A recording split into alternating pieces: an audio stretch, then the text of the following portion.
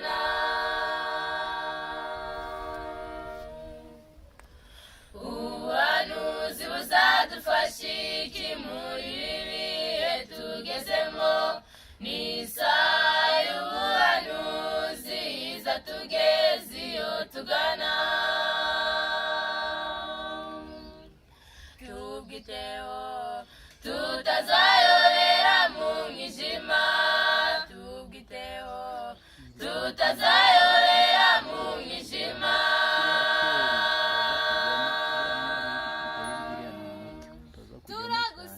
Turagusaba Yesu mwami wacu, utuyobore mu nzira nziza nk'uko wayoboye abakurambere ukabageza iwawe amahoro.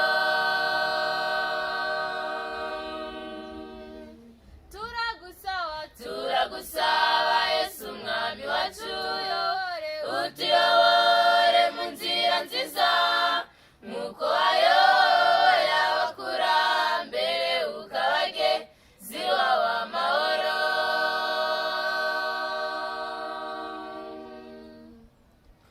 Danieli yeretswe inyamaswa enye ziri hagati mu nyanja, zigereranya ubwami buzayobora iyi si yacu.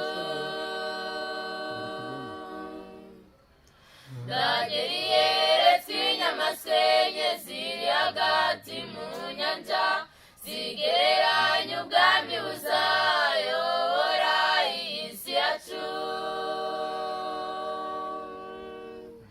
Tubwiteho tutazayobera mu mwijima, tubwiteho tutazayobera mu mwijima.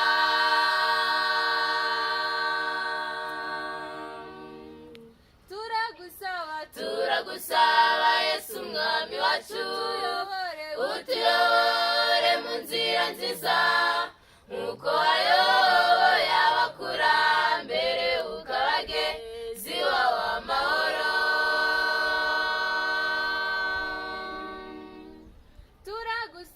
Turagusaba Yesu mwami wacu, utuyobore mu nzira nziza nk'uko wayoboye abakurambere ukabageza iwawe amahoro.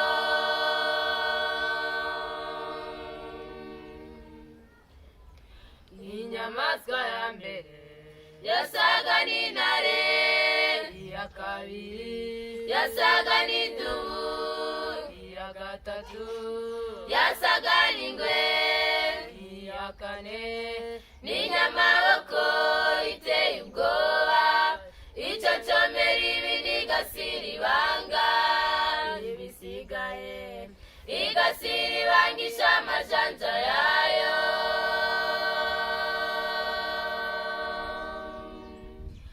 Inyamaswa ya mbere yasaga n'intare, iya kabiri yasaga n'idubu, iya gatatu yasaga n'ingwe, iya kane n'inyamaboko iteye ubwoba, iconcomera ibindi igasira ibanga, ibisigaye igasira ibangisha amajanja yayo.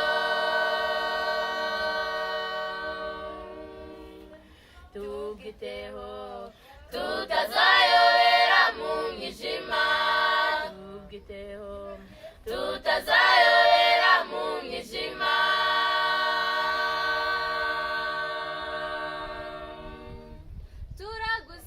Turagusaba Yesu mwami wacu, utuyobore mu nzira nziza nk'uko wayoboye abakurambere ukabageza iwawe amahoro.